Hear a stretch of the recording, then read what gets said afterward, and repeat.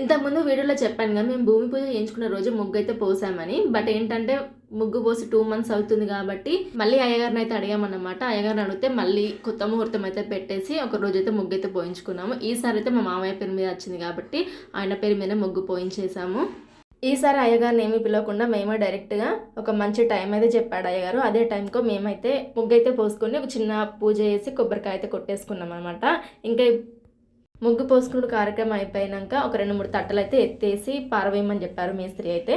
So first అంటే మన చేతుల మీద జరగాలి కాబట్టి పని ఫస్ట్ అయితే మమ్మల్ని ఒక 2-3 తట్టలు అయితే ఎత్తేసి పారవేయమని చెప్పారు. సో అందుకని మా అత్తమ్మ మామయ్య వాళ్ళైతే పారబోసారనమాట. ఫస్ట్ ఒక 5 దోశలు అయితే మా అత్తమ్మ మామయ్య ఇద్దరు కలిపి పోసారనమాట. తర్వాత మిగిలింది మొత్తం కంప్లీట్గా మేస్త్రి అయితే పోసుకున్నాడు.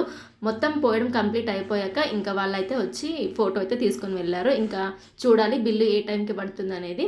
ఇంకా ఇలాంటి ఇందిరమ్మ ఇళ్ళ గురించి అయితే మన ఛానల్ని లైక్ చేసి సబ్స్క్రైబ్